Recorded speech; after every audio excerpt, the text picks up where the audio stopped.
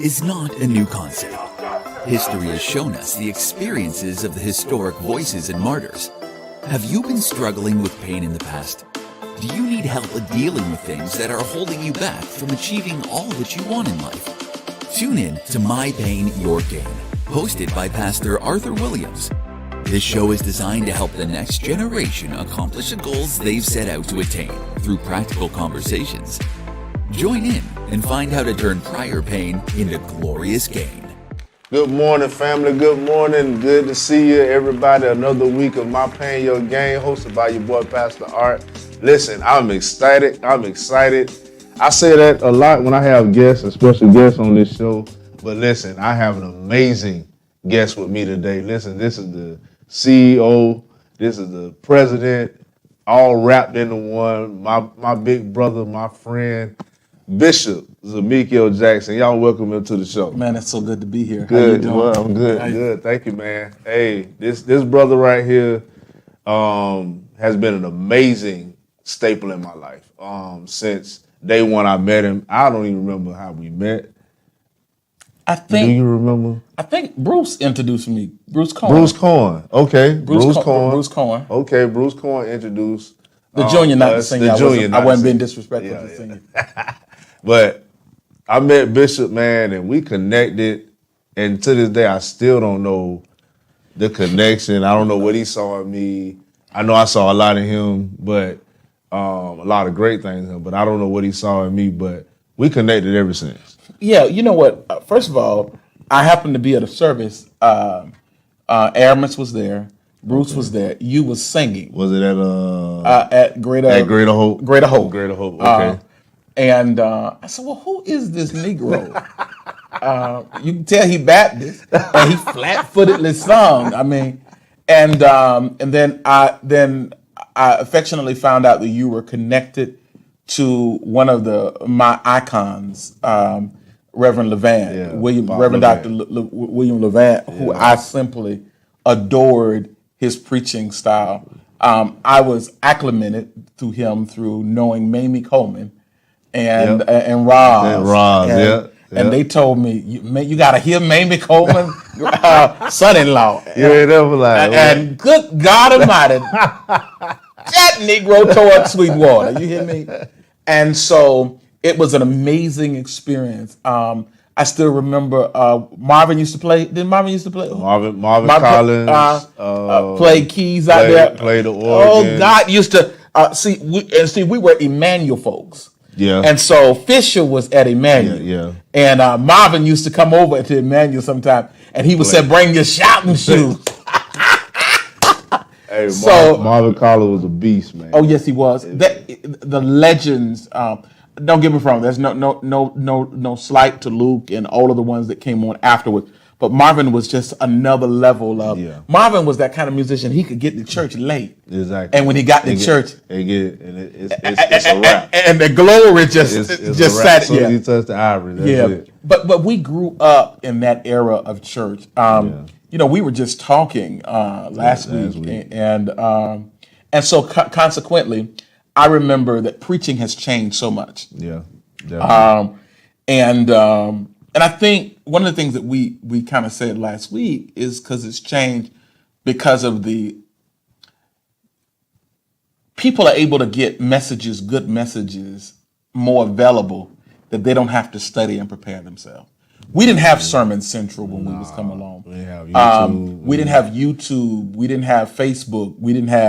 We had MySpace a little bit later, but they didn't really have no sermons on there. There were things that we didn't have that they had. Yeah, that this generation. So now this generation mimics. Yeah. They don't master it. Yeah. They don't master the text. They don't spend time. Yeah. They just mimik. Yeah. Now this guy here is let me tell you something. When I tell you this man can say it, Lord have mercy. He came to our church and I was an itinerant pastor. I was a pastor, but an itinerant evangelist. Pastor and running revivals across the country. Everywhere, y'all. Not everywhere. Everywhere. Yeah. and so many Sundays, he affectionately stood behind the desk in my absence. Him and Reverend Wilson, and you. They call him Pope Chop. Reverend Wilson. And the truth of the matter, imagine. Let me tell you something. With singing, preachers like this, and then you having to come back after being on the road. Hey, we ain't going out. After they have slayed the house. Listen. When I said slayed the house, Reverend Wilson and sung them up under a bench. And then you know, but those were the days. But I've seen your growth, man. You have just grown and you have emerged. I've seen you in the role of being assistant pastor, leading. I've seen you as worship leader. I've seen you as the set man in a church. I've seen you have evolved, and this evolution of who you've become now is amazing to all of us. Yeah. Man, we just kind of really waiting on to see what the next chapter for, and not in anticipation pushing the envelope, in anticipation of just waiting when it happens. Yeah. Because anything that you do, God has given you the grace to do greatly. Yes, sir. I appreciate you, man. Always being there for me.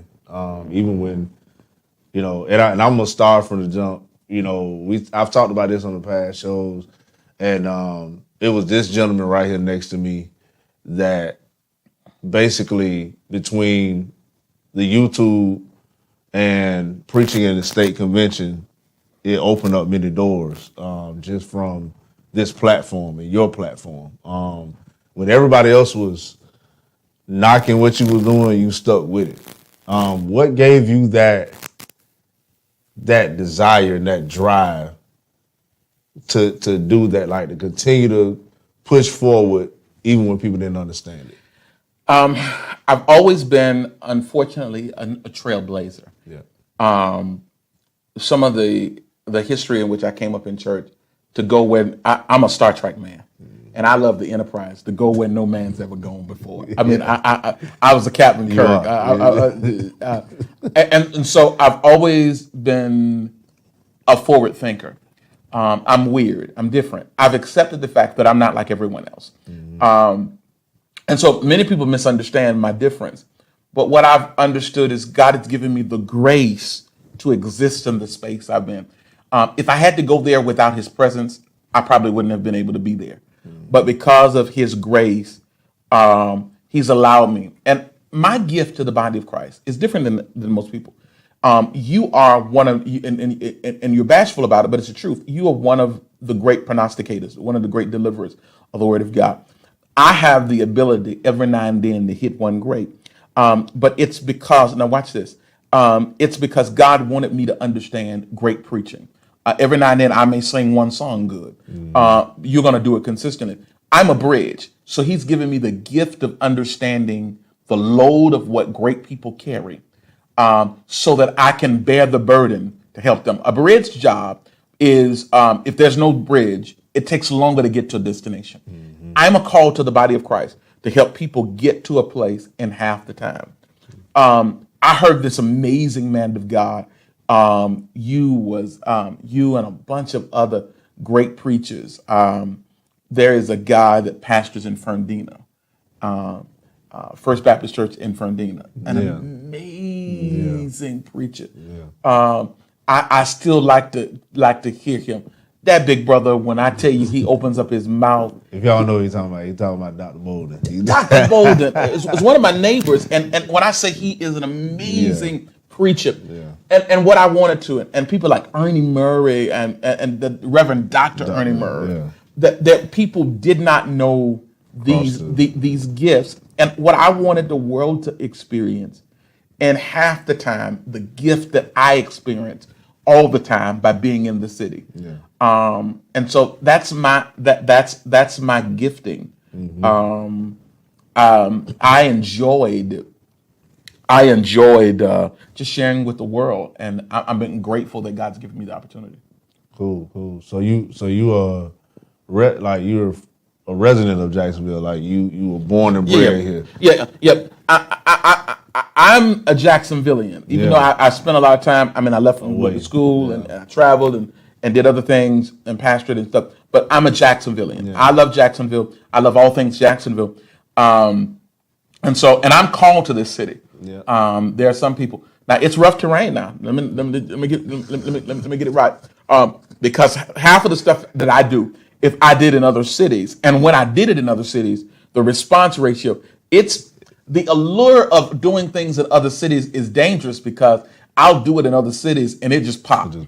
We have other churches in other places and other pastors, and we'll do stuff and they come out in droves and they pop. But in Jacksonville, the old adage, the prophet is without honor in his own home. I understand that. That's my lot for my assignment. And I'm cool with it because I understand that God's called me to shift tides and to help people become better. Most people misunderstood, because I am a businessman, they misunderstand my business acumen to be self-absorbed and self-centered. I garner capital to bless churches. I mean, we help pay rent, mortgages, help preachers carry them along. I bring in people to do stuff at our church just so we can bless them. This is not an arrogant statement. We don't need another preacher to come into our church. I believe that it's good to have people come in from time to time, but that's why they hired me as the pastor. And so because I'm the preacher, I should be enough for that church, and the people I develop, it should be enough in that particular church. Exactly. But I bring people in because I want our congregation to be exposed, but I also want to love on other people, because sometimes pastors just need that extra nudge, that extra budget showing, and then exposes. And our media ministry is like world class. Yeah. I mean, people from all over the world, foreign countries, Germany, Israel, Pakistan, all over the Philippines, send us on all continents. We get communications of people that are sending us saying, "Hey, we're enjoying it, man. I'm a hospital. I attend the hospital church. I'm an honorary hospital church member." I was like, "Okay, well, bless you. Bless you, I'm thankful." Yeah. So you start off, man, and when I met you, it was you brought me over to preach, and then we just talked to Pastor Nix a couple weeks ago, and I did his his ordination service, and then from there we just held this this tight relationship to where, like you said, you mentioned it earlier. Anytime you went out of town, I was the one you called. Oh, absolutely. And for that honor, it was just an honor, and from that point on, our relationship stayed and developed. But from that place, you move, you always see stuff before it happened. You had that gift. Before stuff started happening, you already foresee it. And that's part of your business acumen too, but that's also with the anointing and how God speaks to you. What gives you that drive every day? It's something you talked to me and James Sampson about a few years ago.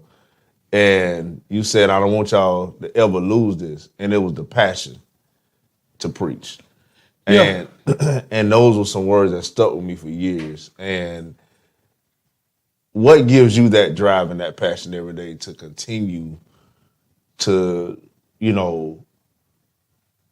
break the negative energy that comes towards you from the city, and it keeps you driving forward to still help? What gives you that drive to still preach and pastor? And the first thing is, I know who hired me. Gotcha. It wasn't the hospital church. It wasn't St. Thomas. It wasn't the Inspired Network. Yeah. They are conduit for a check to come, but they're not the one that hired me. My boss is God. And so that's first. And I want to be a pleasing servant to the one that I serve. But also, when I see the lives that are changed, I'm almost at 50 now, and so I'm seeing the seed that was sown yesterday reaping harvest. I'm seeing people like yourself, like Pastor Nashawn Nix, who is running for office, and I've seen many of the ones that I pastored back then have gone up. There's a 26-year-old guy running around here doing work as we're expanding and doing some new stuff. Exactly. But I remember he was a kid on the porch where we were picking up his uncle, and he was coming to the church, getting him off the street from some selling dope. So he remembered me as the person that made sure I got his uncle and his uncle's best friend, and I gave them a job doing stuff at the church, and that was Horace and Barry. Gotcha. Okay. Yeah. Okay. Yeah. And so they end up not going to prison like everyone in their neighborhoods because I took the time to invest in them. I'm now reaping some of the benefits of sowing seed. I'm watching leaders that have become great leaders because of that I've trained and developed. I understood that a seed has to be planted in the ground, and then you don't see it anymore. But it takes time for a harvest. You mentioned the acumen to see ahead, but I think my godfather came to me, who is a really good guy named Ed Montgomery, and he came and preached one of the inaugural services for our new facility, and he said something to me that was amazing to me, and he said it to the church too. He said, "Jackson, you're on the way to something good. The days of church will be like, watch this, like studios, and that's coming." And he says, "You're already ahead of everyone going at it." And I just laughed and smiled. And then a year later, the pandemic took place. Yeah. But what I've understood is I listen and I'm obedient. You can't beat me at obeying God. I master obedience. I'm not perfect, but when he says something, I try to move right then.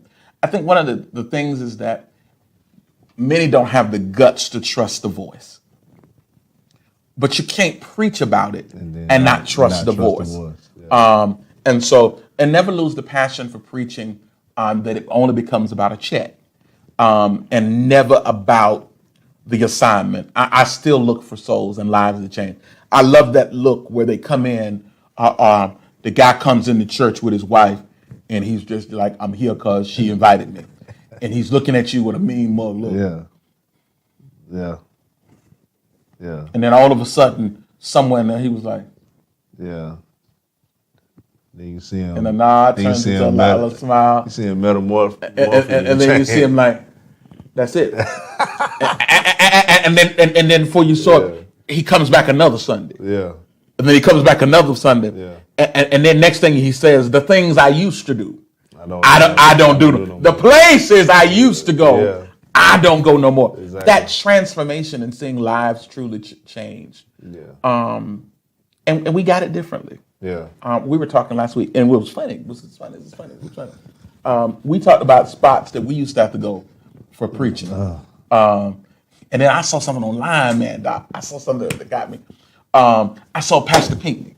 Pastor Pinkney and DJ. Okay. Took a picture together at the DJ's record shop just the other day. Wow. I saw it. Just talking about that. And we had just talked about it. Because I remember in Jacksonville, if you were preaching, there was two things we did. We got with groups of preachers, and we couldn't wait for the evangelist to come to town. Exactly. Because so we could go out to the meeting. Together. And ready, we'd be sitting there listening. We'd be sitting there. We didn't close all the way going to church. All the way. And then on the way coming back, "Doc, did you hear him, Doc? Doc, did you hear him? That Negro closed." Yeah. And then we looked at the meat of how he dissected the text. Not that our own local pastors were not good, but it was just something to hear somebody else in a different voice, a different sound. And but for me as a kid, I thank God for DJ's record shop, because I used to go in and I used to get them tapes and the records of great preachers, Hurricane Jones and all those great preachers, and I could just still hear him. "I lost my baby, but I found." I mean, just those messages. C.L. Franklin is the eagle stirs his neck. C.A.W. Oh God, Clark. God to see tell. Oh God, all of those guys. We used to just. I mean, and even the Pentecostal brothers, Richard Mr. Clean. Richard Mr. Clean, I yeah. remember he preached the message of fatal attraction. Huey Rogers. Oh God, these were pioneers of preaching that had LPs and tapes, and DJ used to get them. And I used to take my allowance money, my money, and I used to go to DJ's record shop and get them and listen to them. Now, my all-time friend preacher, that was as I was crossing over from my Baptist roots to my Pentecostal roots, was and who it was a joy to preach for him, and preach several times for him. Is R.D. Hinton. Richard Hinton. Apostle Hinton was one of my, because he had a style that was all his own. Yeah. And so one of the things I loved about any preacher, I used to get a chance to go preach for Willie James Campbell quite often. Willie James Campbell introduced me to R.D. Hinton. One of the things I enjoyed about those is they had their own uniqueness. Yeah. Now, I know this is no pain, your pain, and our pain and their gain, but something happened to me that I think was transformative. Two things that happened. I used to live in the opinions of other people. I had to have a team, a group of people around me. And that was the death. That was one of the greatest destructions of me. When I was able to divorce people and marry God, marry His will, did my life start changing. And I think all of us have made mistakes. We've had trouble keeping it in the pants. We've had trouble doing the right thing. We've had trouble saying the right things. And I think all of us have gone through this period where God is working on us. But the desire for holiness and to be right, because when I stand before God's people, I want to be right. Yeah. I think those are the convicting factors that brought me here. But you mentioned something about consistency that I'll never forget. And so let me tell you a little story. So in the middle of all of this stuff going on with building the network and everything, I became, I had a brain aneurysm, I fell dead and all that good stuff. And so they got me back and I had a long road of recovery. I mean, about 5 to 6 months of basic recovery for me to be halfway decent. And because I'm tested at the genius level, I was able to hide most of my issues. But anybody that know me close, like, why are you doing that? That's strange, because I don't remember where I'm at. I don't know why I'm in here. I don't know why my wife finally, after about 6 months, got me behind the wheel, and I was driving one day, and I was like, where am I supposed to go? What am I doing? Why am I here? She said, baby, we need to get you back to the neurologist. Yeah, exactly. She was nervous, but what happened was, this is what happened. My staff didn't know any changes. They just kept doing what I taught them to do before I got ill. And because of that, the network and what we do blossomed and blew up, which taught me, knowing me, if it wasn't working, I would have changed something. Yeah. I think sometimes we give up too soon. We throw in the towel Too soon. when God gave us a promise. Yeah. We stopped doing it because it ain't happening fast enough. What they taught me was I couldn't affect it. I wasn't cognitive enough to change anything, and I was on my bed of affliction, and they just kept doing it. And I thank God for people that legitimately love me, that pull the load. I mean, they pulled the load. They did shifts. I mean, for them to try to match my energy, because I'm a workaholic, I mean, they pulled some shifts. And to put it together. Now, Dante was still in Tallahassee. He ain't bring his behind back. He waited till I got well. He left you hanging, did he? That Negro left me hanging. Him and Shakayla. But they finally made it back. That's the danger when you got the mic, Doc. Yes, sir. But they made it back. They made it back. But I will say this. Consistency. Why most people fail is they refuse to be consistent. They give up too soon. Exactly. And if I can impress upon anybody that does anything, Remain consistent. And now consistency means that the ground may not look like it's producing a harvest, but it's impossible for a good ground with a good seed not to give a good harvest. I didn't say there will be a fast harvest, but it's impossible for you to do right. Our church is going through some downsizing now. And and many pastors ask me, they say, well, Dr. Jackson, there's much money and many resources and stuff like that. Why y'all downsizing? And I looked, I said, because I see a new wave. That's what I was talking about earlier. Yeah. I see the church going through a new wave, and I want to make sure that I don't miss the next wave of God. Now, selling property and all of that stuff and leasing part of it out and doing all that kind of things is crazy. But I understand that God shared with me about a new wave of the church, and I must get myself in position to be able to address the new wave. Gotcha. I mean, we have 9 churches that utilize our facility. I mean, money wasn't the issue with 9 churches. Mm-hmm. For us, it was expensive, but we could pay the bills. Yeah. The key is the next wave of where God is taking us. We need a different poise. We need a different position, a different posture. Yeah. And one of the things that many times we do in ministry, we stay in the same position, repeating tradition, that we missed what God is saying to us. Exactly. If you want to be relevant, you hear what God's saying. And this is what I've taught to people. This is one thing. If it's his will, it's his bill. Yeah. He'll provide, but now he does not give you miracles prior to you stepping. The waters did not subside until as they walked in the water. Yeah. They didn't get healed before, but as they went to show themselves to the priest. This is one of the hardest things, is that many of us want God to bless us to the next level, right where we at. And I got good news that he doesn't do it where you at. Yeah. He does it when you're going where he wants you at. Exactly. And as you go to where he wants you at, then does the miracle happen. Gotcha. I wish he just put the millions of dollars in my bank account before I got there to build a new building or to expand the new thing or the studios and stuff. My next project is, I want a satellite in the sky. Gotcha. It's going to run me about as much as $6 million to be able to do it like I want to do it and buy all these conglomerate of television stations. That's my next thing that God is sharing with me and taking over IP television. So, gotcha. But it's strange. Yeah. And other people's like, what are you doing? Yeah, it sounds weird. It sounds weird. But I've learned I don't want to be where everyone else is. I want to be where God wants me to be. Exactly. Man, I thank you so much. Thank you, man.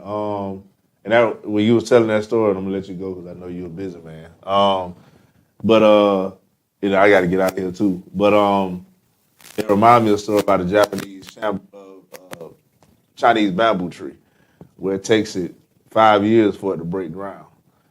It takes it 5 years because the roots are growing out. So you rooted and grounded your ministry, and so that allows you to move how you need to move on the surface, because even though it's not going to happen overnight, you're processing it now. And so when it does hit, it's right there, because once that tree breaks ground, it hits 90 feet in the air with their 5 weeks. And so thank you, Bishop, for sharing your story, man. I was going to get to that story about your aneurysm and all that stuff, but God has brought you back.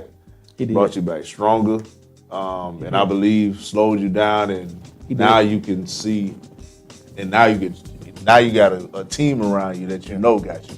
And you know what? I had to learn how to walk, talk, and function, and I kept everybody away from those transparent moments. But it was humbling to me because God had to teach me it wasn't my ability, it was His. And that's one of the hard things, especially when you're alpha male and you know what you want, you go get it. I just needed Him, and He did it. So I'm thankful. Thank you, and Bishop. glad to have friends like you, man. Yes, sir. Hey, my Paying Your Gain, another week, another episode. Listen, we got that thing done quick. But Bishop got to go, so I'm going to let him go. But I love you. There's nothing you can do about it. Thank you for your support again. I'm going to say that every week. We love you here at My Paying Your Gain, hosted by your boy, Pastor Art. Listen, tune in again next week. We got a great show next week, so I don't want y'all to miss it next week. We love you. God bless you. Where the real keeps it real. Thank you for tuning in. We'll see you next week. God bless you.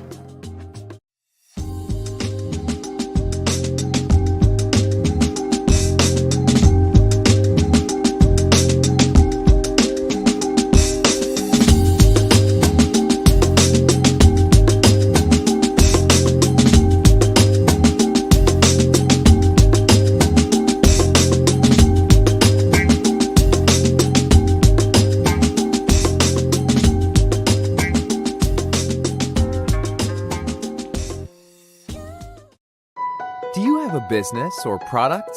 Are you looking to advertise, maybe to get the word out to thousands of people on a daily? You should consider the Inspired Network. We have affordable packages that can assist you at getting the word out about your product or business. Call us today at 866-804-6774. Your financial support keeps the ministry alive. You can be a blessing by sewing via Cash App today at $TeachJax, or you can text to give at 833-481-1524 and text the word. So you've been watching the show. Would you like to be a content provider yourself and develop a show for the Inspire Network? Please give us a call today at 904-389-5592 or go to www.connecttv.info to submit a show idea. Have a praise report or a testimony of how any of the programming at the Inspired Network has been a blessing to you? Please go to www.myprayerrequest.info. Click on the tab Testimony and submit it today. The IPC prayer team would love to know how effective the ministry is being to you. Do you love video production? Would you like to have a career in video production, but don't know where to start? Your problem is you have no one to teach you. Well, the Inspired Television Network is initiating its apprenticeship program. We'll teach you video production, how to set up the simple camera operation, post-production, and advanced editing. Imagine sitting down with an expert and being taught weekly how to do it. It's a 6-month program that requires a minimum of 10 hours a week of hands-on training and 3 hours a week of classroom training. You've always wanted to make movies or learn production. This is the perfect program for you. Give us a call today at 904-389-5592 or sign up at www.learntv.today. It's free for churches and nonprofits. Do you need a morning prayer line? A place you can call to hear from God? Call the International Prayer Council Intercessory Prayer Line, Monday through Saturday at 7 a.m. Eastern Standard Time, 904-299